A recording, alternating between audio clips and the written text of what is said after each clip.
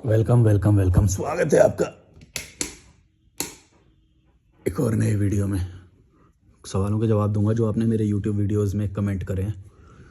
अभिनव कुमार 8316 बोल रहे हैं, भाई मैं उन्हीं लोगों के बीच में रह रहा हूँ तुम्हारे जैसा होकर।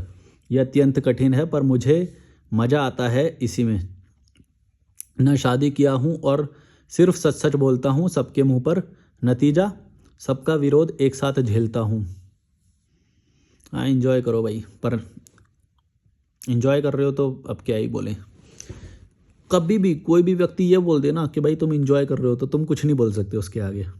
अभी ये वही जानता है कि जब भी कोई तुम्हें ये बोले कि मेरे को प्रॉब्लम है, तभी कोई सलाह देना, तब तक कोई सलाह मत देना जब तक वो बोले मेरे को इन्जॉय आ रहा है। फिर ऐसे व्यक्ति के सामने तुम कुछ नहीं बोल सकते क्योंकि उसको मज़ा आ रहा है, वो क्या बोल दोगे। अगर वो बोले कि हाँ मेरे को ड्रग्स करके मज़ा आता है लेकिन मैं इससे निकलना चाहता हूँ, तब तुम कोई सलाह दे सकते हो। वो सिर्फ इतना बोले कि मेरे को मज़ा आता है भाई मैं इसलिए करता हूँ, तब सलाह दोगे तो वो क्रीपी हो जाएगा एकदम। वो वही वाली बात हो जाएगी कि मेरे को कोई और शादी के लिए सलाह दे रहा है। पहले ये समझो कि वो सलाह लेना भी चाह रहा है कि नहीं, तब सलाह दो। मायरा एंड मॉम 1515 बोल रही हैं, मुझे भी हिल स्टेशन बहुत पसंद है। दिल्ली में तो मेरा बीपी हाई रहता है, गंदा पॉल्यूशन लेवल है, वहाँ पर माइंड शांत रहता है। हिल स्टेशन में माइंड शांत रहता है बोल रही हैं ये। हाँ ये तो नॉर्मल है, लेकिन देखो ना तुम, ये मतलब कीड़े मकोड़े कभी निकलेंगे नहीं वहाँ से, बस ये बोलते रहेंगे। लेकिन पैसे कमाने की जिद में या समाज में इज्जत की वजह से उनको पैसा लगातार कमाना पड़ेगा। अगर वो बेसिक मान लो कोई ऑनलाइन काम करता है या वो, उनको तो कोई ज़रूरत नहीं है ना, जो वो ऑनलाइन काम कर रहे हैं वो तो कर सकते हैं, तो वो लोग भी वहीं पे ही रहते हैं कीड़े मकोड़ों की तरह।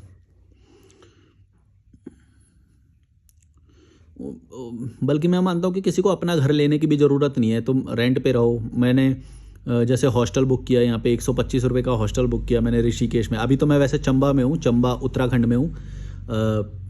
ऋषिकेश से ये 60 किलोमीटर आगे है। मतलब अगर ऋषिकेश से आओगे तुम तो 130 रुपये का टिकट लगता है और वो चंबा की चौक पे छोड़ता है, मेन चौक पे जो है। तो 130 रुपये में आप यहाँ पे आ सकते हो चंबा में, और यहाँ पे से फिर टिहरी और ये सब घूम के आ सकते हो, आसपास ट्रैवल कर सकते हो। तो पहाड़ वहाड़ मिल जाएंगे आपको। टिहरी में भी रुक सकते हो। मैं सोच रहा हूँ अगली बार ना टिहरी में रुकूंगा मैं। टिहरी में मैं रुका नहीं हूँ कभी, वहाँ पे लेक है, वहाँ पे भी बड़ा मज़ा आएगा यार। मेरे को पानी वाली बॉडी जो होती है ना, उनके आसपास रुकने में बड़ा मज़ा आता है। हाँ तो ये आपने सही बोला, पॉल्यूशन लेवल और ये सब, लेकिन मैं सिर्फ फिजिकल जो होता है यानी कि पॉल्यूशन की बात नहीं कर रहा हूँ। एक मेंटल भी ऑरा होता है, मतलब छोटी छोटी सोच का एक ऑरा होता है। जो छोटे लोग होते हैं ना, उनका देखना तुम एक पैटर्न होता है उन लोगों का। वो हमेशा दुख में रहते हैं, वो हमेशा एक एंगर में रहते हैं, वो आपस में पॉलिटिक्स करते हैं, वो पैसे खर्च करते हैं त्योहारों में, फंक्शन में, धर्म में, वो बहुत पैसे खर्च करते हैं। तो तुम देखना गौर से। और ये हाई बीपी उसी चीज़ की निशानी है कि तुम भी कहीं ना कहीं उसी चीज़ में लिप्त हो। ये सिर्फ फिजिकल उसके बारे में नहीं हो सकता। फिजिकली पॉल्यूशन वो करोगे तो सिर्फ फिजिकली जो होंगे वो रिफॉर्म आ सकते, लेकिन बीपी हाई होना ये तो एक मेंटल लेवल पे भी होता है कि मेंटली तुम्हें कोई कुछ बोल दे तो बीपी हाई हो जाएगा। तो ये जो तुम दिल्ली में रह रहे हो, ये सिर्फ पॉल्यूशन की वजह से नहीं हो सकता। उसकी वजह से तो सांस की प्रॉब्लम हो सकती है या कुछ और हो सकती है। लेकिन ये जो बीपी वाली प्रॉब्लम है, ये एक्चुअली ऑरा होता है। दिल्ली का एक ऑरा है, वहाँ पे घटिया लोग हैं वहाँ पे। दिल्ली या फिर मुंबई देखो ना, क्या क्या रह रहे हो तुम। ना रहने हवा है वहाँ पे, ट्रैफिक की पैं है, ना विचार कभी खुल पाएंगे। तुम मटेरियलिस्टिक लेवल पे तो ग्रो कर लोगे, थोड़े पैसे कमा लोगे, शायद कोई तुम्हें गांव से कोई बढ़ाई भी कर दे कि हाँ हमारा लड़का उतना पैसा कमा रहे हैं वहाँ पे, हमारे वो तो वहाँ रहते हैं। लेकिन तुम खुद सोचो, तुम्हें कभी शांति मिल पाएगी क्या? अभी तुम एक अच्छा जीवन जी पाओगे क्या? कुछ नया सीख पाओगे क्या? फिर भी तुम उस जगह से निकल पाओगे क्या? कभी भी निकल नहीं पाओगे तुम, ये मेरी गारंटी है। या फिर तुम किसी को भी देख लेना, तुम्हारे बड़े भाई या बड़े लोगों की शादी हुई होगी, उनका फ्यूचर देख लेना, तुम्हें पता चल जाएगा। ये सब अगर तुम्हें छोड़ना है तो सिर्फ एक ही तरीका है कि तुम्हें सारी चीज़ों को बाईपास करना पड़ेगा। मतलब जैसे जो घटिया लोग होते हैं उन सबको ब्लॉक कर दो, या फिर जो रिश्तेदार होते हैं उन सबको ब्लॉक कर दो, या फिर एक आध के जूता भी मार सकते हो आप। थोड़ा गोबर में लपेट के एक आध के जूता मार दोगे तो फिर कोई तुमसे ज़्यादा पंगे नहीं लेगा, फिर तुम्हारे आसपास नहीं आएगा। दूसरा, स्टेट चेंज कर दो अपना, कम से कम स्टेट तो चेंज कर दो। पैसे की इतनी क्या तुम्हें लपत है कि भाई तुम उसी जगह पे मक्खी बन के जैसे टट्टी में मक्खी बैठी रहती है ना, चाहे बेकार हो फिर भी बैठेगी उसी क्या एग्जाम्पल। तो मैं ये बोल रहा हूँ कि तुम्हें बेहतर जगह पे जाना है ना। चाणक्य ने क्या बोला था कि जहाँ पे राजा अच्छी हवा, शुद्ध हवा या फिर सिक्योरिटी ना दे पाए, जहाँ पे अच्छी हवा ना हो, जहाँ पे अच्छा पानी ना हो, सुरक्षा ना हो, वहाँ पे रहना नहीं चाहिए।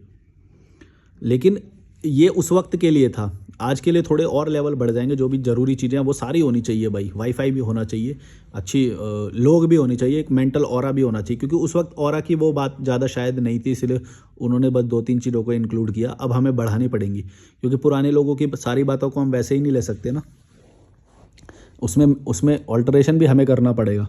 वो उन्होंने अपने लेवल पे उस वक्त बोला, उस वक्त के लिए वो होंगे ज्ञानी, अब के हम ज्ञानी हैं, तो उनकी बातों को सुनेंगे, नोटिस करेंगे और उसमें कुछ ऑल्टरेशन होगा तो वो भी करेंगे। ऐसे के ऐसे ही नहीं ले लेंगे किसी को भी। चर्म क्वर्क 1729 बोल रही हैं, I am a 28 years old female. मुझे लगता है Indian parents as a property की तरह रखते हैं। ये नहीं है कि एक नई लाइफ आएगी दुनिया पर या सेल्फिश होके। ये बहुत बड़ा कमेंट है यार, पर मैं इनका वो समझ चुका हूँ जो ये बोलना चाहती हैं, कि वो बस एक वैसे की तरह कंट्रोल करते हैं। इन्होंने लिखा हुआ है कुछ वर्ड मैं देख पा रहा हूँ, जो कंट्रोल करते हैं, उनको खुशी से कोई लेना देना नहीं है।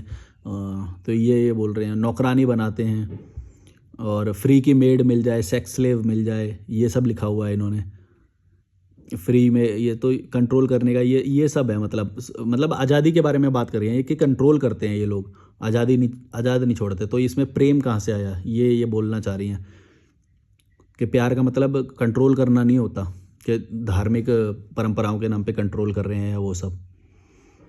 तो सही है, मैं समझ गया इस कमेंट का मतलब।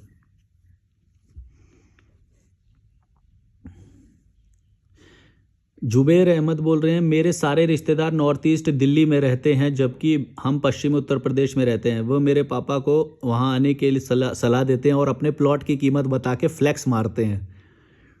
मुझे नॉर्थ ईस्ट दिल्ली बिल्कुल पसंद नहीं और साउथ दिल्ली में प्लॉट लेने की हमारी हैसियत नहीं है। समझ गया, इस पे पर कुछ बोलने लायक मेरे पास है नहीं है। हाँ, मतलब तुम हमारी हैसियत बोल रहे हो, इसका मतलब तुम उनसे जुड़ रहे हो जो कीड़े मकोड़े, जो अपनी हैसियत नहीं बना पाए।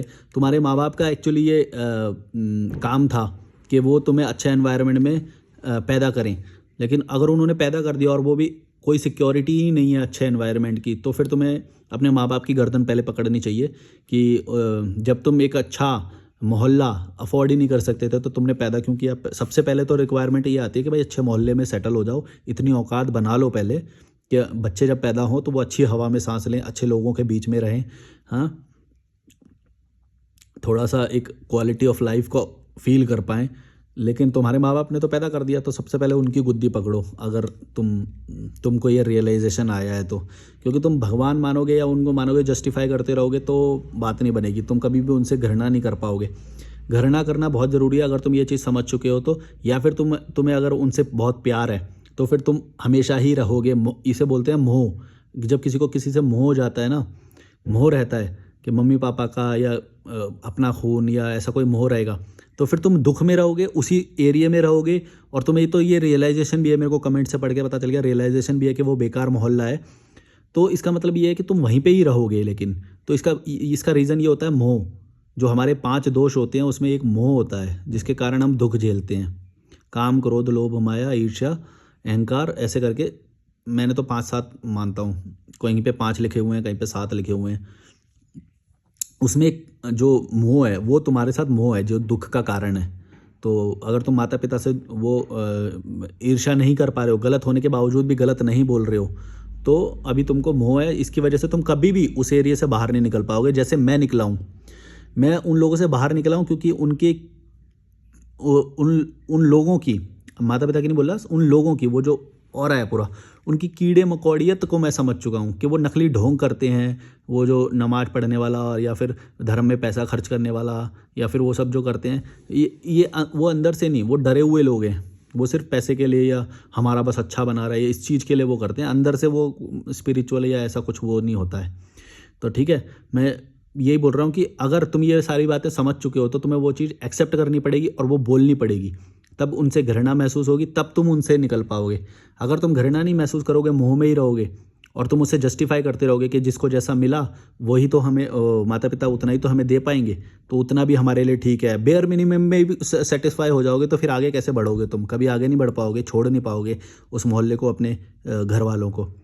वो जो बिल्कुल एकदम बेसिक होता है ना, उसको हम लोग बहुत ज़्यादा मान के बैठे। देखो हमारे माता पिता ने पाला पोसा, बढ़ाया, पढ़ाया, हमें बड़ा किया, हमारे हम जब हमें दुख हुआ तो हॉस्पिटल लेके गए। अरे भाई वो सब उनकी जॉब है, वो सब उनका ड्यूटी बनता है। अगर उन्होंने बच्चा पैदा किया तो वो सब करना पड़ेगा, लेकिन उनकी ये भी रिस्पॉन्सिबिलिटी बनती है साथ में कि वो अच्छा एनवायरनमेंट दें, अच्छे अच्छे मोहल्ले के बीच में पले बढ़े। कब तक तुम बेसिक में ही ऐसा सेटिस्फाई होते रहोगे? तभी तो तुम निकल नहीं पाते हो, इन सबको जस्टिफाई कर देते हो, तो फिर कभी भी नहीं निकल पाओगे। इंडियन एजुकेशन सिस्टम की जो खामियां हैं वो तुम खुल के बोलते हो कि हाँ ये कोई फ़ायदा नहीं है डिग्री का, ये वो इसलिए बोलते हो क्योंकि तुम्हारा उनसे खून का रिश्ता नहीं है ना। जिस चीज़ से खून का रिश्ता है उसके बारे में तुम खुल के नहीं बोल रहे हो, उसकी क्रिटिसिज्म तुम खुल के नहीं कर रहे हो, तो फिर क्या होएगा? मोह के कारण तुम उन्हीं में ही फंसे रहोगे। और सब ज़्यादातर लोगों के साथ यही होता है, वो जस्टिफाई इसलिए करते हैं क्योंकि उनके साथ खून का रिश्ता है, तो वो कभी भी उसके साथ वो नहीं करते। जबकि माता पिता ने अगर पैदा किया है तो ये उनकी ड्यूटी है। पहले तो पैदा तब करें जब वो ये श्योर हो जाएं कि हम एक अच्छे फाइनेंशियल उस पे हैं कि भाई एक बच्चा पैदा कर रहे हैं, 2 कर रहे हैं, 3 कर रहे हैं, 4 कर रहे हैं, 10 कर रहे हैं, तो फिर सबको बढ़िया एकदम लाइफस्टाइल मिलना चाहिए, अच्छी हवा मिलनी चाहिए और अच्छी क्वालिटी एजुकेशन मिलनी चाहिए। ये उनका काम है, ड्यूटी है, एहसान नहीं है, एहसान नहीं है, याद रखना। ये तुम लोग एहसान मान लेते हो इसको भी, पता नहीं कि भाई वो उन्होंने वो किया। अरे भाई तुमने बल्कि उनको एक नपुंसक होने के टैग से बचा लिया। ये सोचो, अगर तुम पैदा नहीं होते, बच्चे पैदा नहीं होते, तो उनको नपुंसक बोलता समाज, इसलिए उन्होंने बच्चे पैदा किए।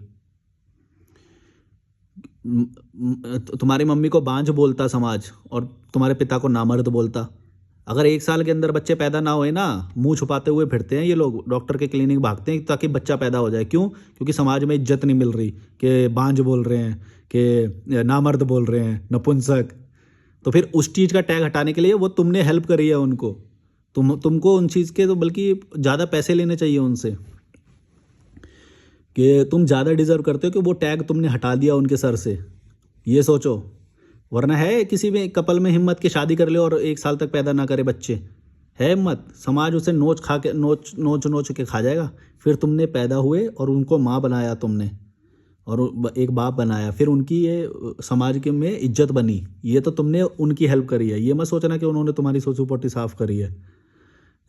वो तो उनका काम है, वो तो करना ही पड़ेगा उन्हें। भाई इंसान स्वार्थी होता है यार, तुम कहाँ भगवान बना के बैठे हो यार।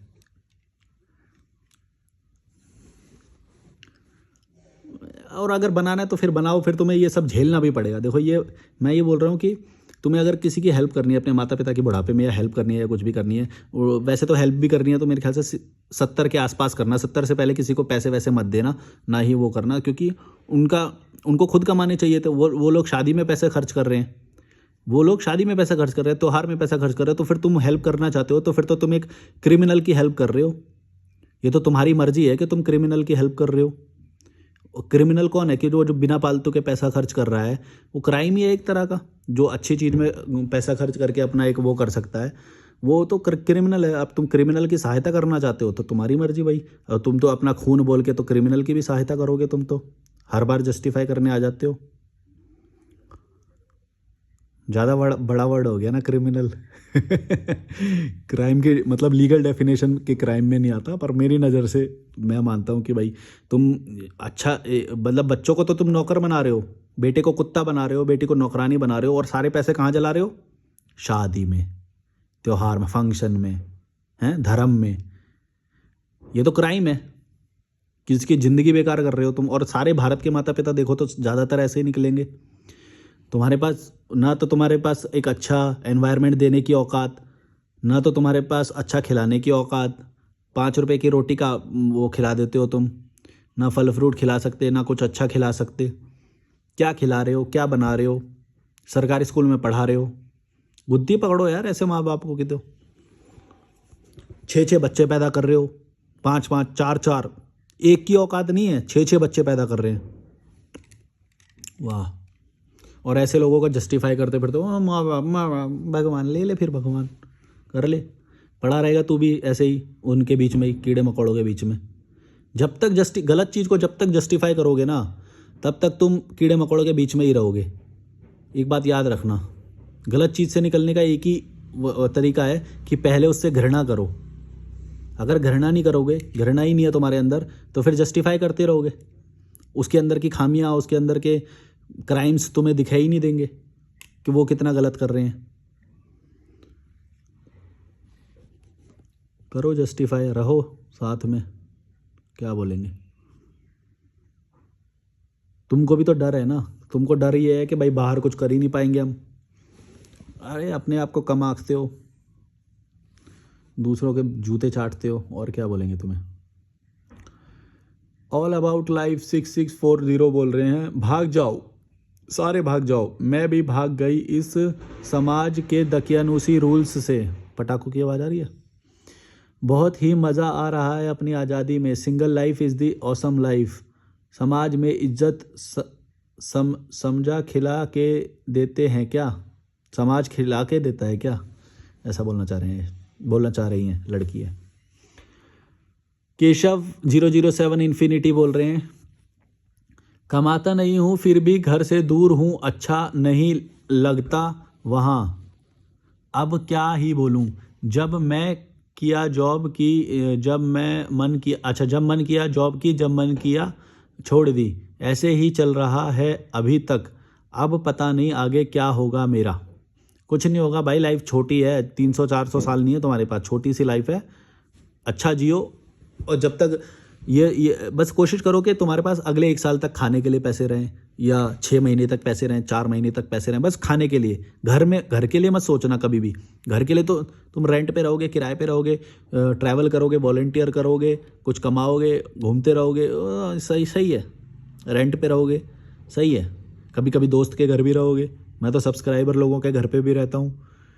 पैसा बचता है भाई। तुम पर डे का जब मेरा काउंट करते हो तो तुम ये सोचते हो कि मैं हर दिन पैसा खर्च कर रहा हूँ, जबकि किसी दिन हो सकता है मैं गुरुद्वारे में भी खा रहा हूँ, किसी दिन मैं सब्सक्राइबर के घर भी रह रहा हूँ, कभी स्पॉन्सर्ड होटल में भी रह रहा हूँ, कभी कभी पे भी कर रहा हूँ। जब पे कर रहा हूँ तो सिर्फ हॉस्टल में पे कर रहा हूँ। एक बात याद रखना, मैं कभी भी होटल में पे नहीं किया मैंने आज तक अपनी ज़िंदगी में। हाँ, एक बार मणिकर्ण में उसमें पे किया था, तो वैसे कभी भी मैंने होटल में पे नहीं किया। हमेशा हॉस्टल करता हूँ, या फिर ऐसी जगहें सर्च करता हूँ इंडिया में जहाँ पे हॉस्टल अवेलेबल है। ऋषिकेश, गोवा, कसौल, मनाली, जीबी, तीर्थन, जैसलमेर, जोधपुर, जयपुर, बनारस हैं, ऐसी जगहें हैं ये सब जहाँ पे हॉस्टल अवेलेबल है। 100 रुपये में, 150 रुपये में हॉस्टल मिल जाता है, तो फिर तो घूमना सस्ता ही है ना। रात में रुकने के लिए तो तुम्हें चाहिए अच्छा, और लॉकर, मतलब बैग वगैरह की सेफ्टी हो जाए तो लॉकर, वो सब गुरुद्वारे में भी होता है। एक अमृतसर का गुरुद्वारा है गोल्डन टेम्पल, उसमें लॉकर्स अवेलेबल होते हैं फ्री, और तुम रात में रुक सकते हो फ्री। थोड़ा सा पैसा दोगे तो रूम भी मिल जाएगा अगर फैमिली होगी तो बहुत सस्ता है। तुम लोग डर के बैठे हुए हो एक कुएं के अंदर, इसलिए तुम्हें ये सारी चीज़ें पता ही नहीं है। कितने ही गुरुद्वारों के बारे में मैंने इंस्टाग्राम की जो स्टोरी हाईलाइट्स होती हैं उसके अंदर मैंने बता रखा है। कितने सारे गुरुद्वारे हैं जो फ्री हैं इंडिया में, कितने सारे हॉस्टल हैं जो ऑलमोस्ट फ्री हैं। बहुत बेयर मिनिमम, बहुत थोड़ा सा ही एकदम चार्ज लेते हैं वो, जितना बहुत थोड़ा लेते हैं मतलब।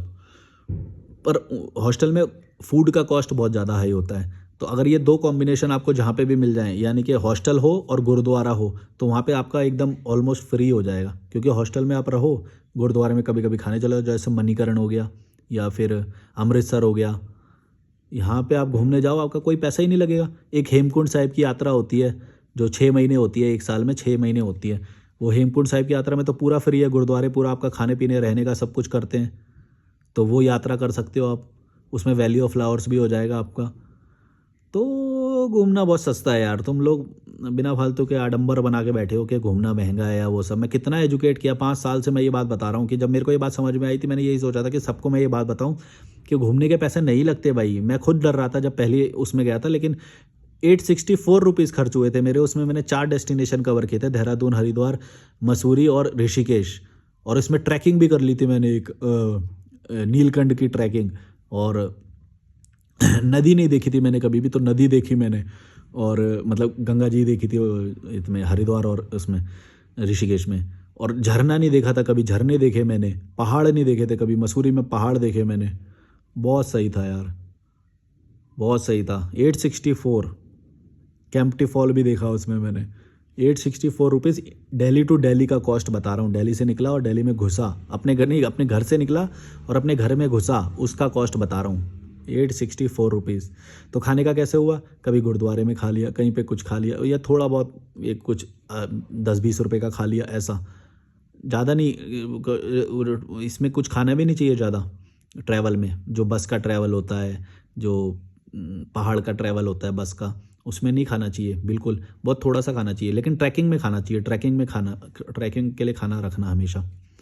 या फिर घर से कुछ ऐसा जो लड्डू वड्डू होते हैं ना, जो हेल्दी वाले में ड्राई फ्रूट्स वाले लड्डू जो होते हैं, वो बहुत सही रहते हैं, हेल्दी होते हैं, बहुत बहुत ही पावरफुल होते हैं यार वो ड्राई फ्रूट वाले जो लड्डू होते हैं। मैं दिखाऊं क्या है वो, मेरा जो वो पाउडर है, जो मेरा पाउडर है उसके अंदर वो उसके लड्डू भी बन जाते हैं। मतलब तुम देखोगे रेसिपी तो तुम्हें समझ में आ जाएगी वो कैसे बनाते हैं।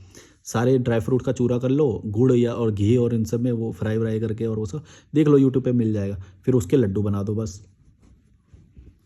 यही है, बहुत ईजी है। तरीके बहुत हैं यार, तुम लोग फंसे पड़े हो ना। तरीके भी तो तभी पता चलेंगे जब एक लाइफ से निकलने के लिए तुम दिमाग में वो मैनिफेस्ट करोगे, तभी तो दूसरी चीज़ें भी पता चलेंगी। अभी तुम इन्हीं को ही जस्टिफाई करते रहोगे जो कीड़े मकोड़ों के बीच में रह रहे हो, तो फिर नई चीज़ें पता कहाँ से चलेंगी। मैंने कितनी सारी चीज़ें बताई हैं। मैंने जो गैसलेस कुकिंग के बारे में बताया, वो तुम्हारी ट्रैवल को कितना आसान कर देता है यार।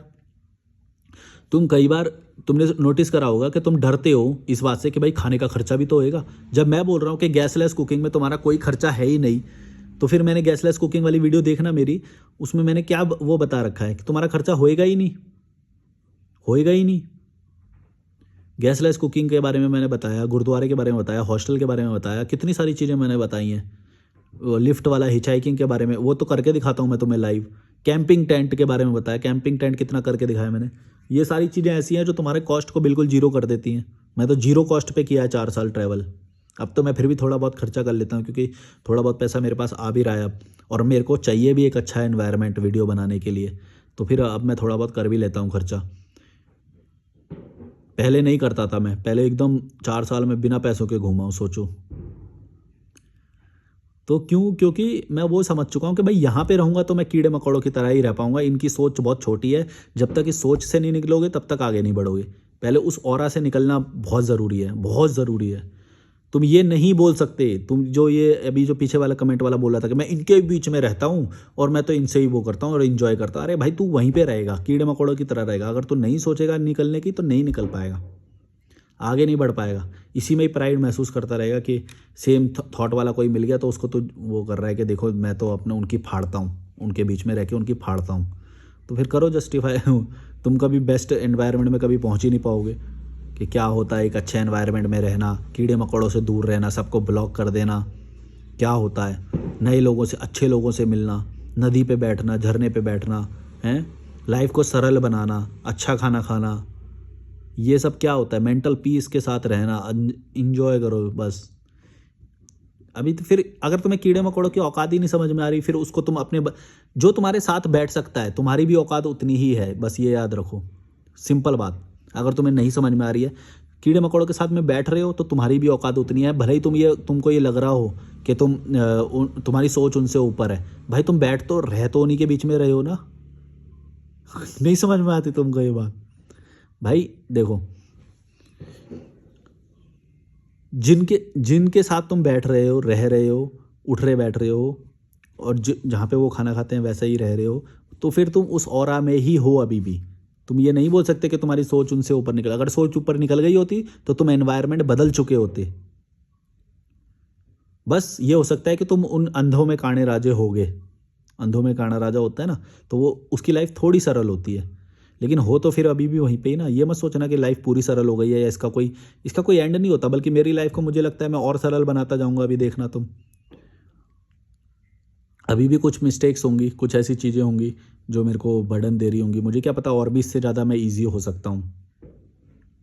कोई, क्योंकि मेरे को तो अपनी पूरी जीवन यात्रा में यही पता चला है कि जितना मैंने सोचा उतना ही कम ज्ञान था, जितना मैंने सोचा उतना ही कम ज्ञान था। रोज़ सीखता हूँ, रोज़ पता चलता है ये गलती कर रहा था मैं, अब इसको छोड़ना पड़ेगा, ये गलती कर रहा था मैं, अब इसको छोड़ना पड़ेगा। तभी तुम लोग ये जो बोलते हो कि तुमने तो पिछली वीडियो में ये बोला था, अरे भाई जो कल बोला था वो कोई और था, जो आज मैं हूँ वो कहीं और हूँ।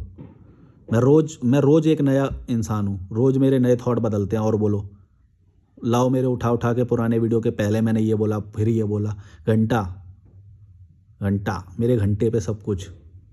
मैंने कल जो बोला मैं छाती ठोक के बोल रहा हूँ कि मैं दोगला हूँ। लो और बोलो क्या करोगे। जब मैं बोल रहा हूँ कि भाई मैं रोज़ बदल रहा हूँ तो मेरे थॉट भी तो बदलेंगे, चाहे कॉन्ट्राडिक्ट कर जाए मेरी बात। तुम्हें नहीं समझ में आ रही तो भाड़ में जाओ। और कई बार पर्सपेक्टिव भी होता है कि जब मैंने कोई चीज़ बोली, सेम चीज़ किसी और पर्सपेक्टिव से बोली, और फिर वही सेम चीज़ मैंने किसी और पर्सपेक्टिव से बोली, तो देखने में कॉन्ट्राडिक्टरी लगेंगी दोनों चीज़ें आपस में। इसका मतलब ये नहीं है कि मैं झूठ बोल रहा हूँ या फिर मैं अपनी बातों में उलझ जा रहा हूँ या कॉन्ट्राडिक्शन वाली बातें बोल रहा हूँ। वो इसलिए क्योंकि पर्सपेक्टिव अलग अलग होते हैं। जब दो सवाल पूछे जाते हैं तो दोनों सवालों के लिए सेम बात को अलग तरीके से बोला जाता है, जो सुनने में एक जैसी वो अलग लगती हैं।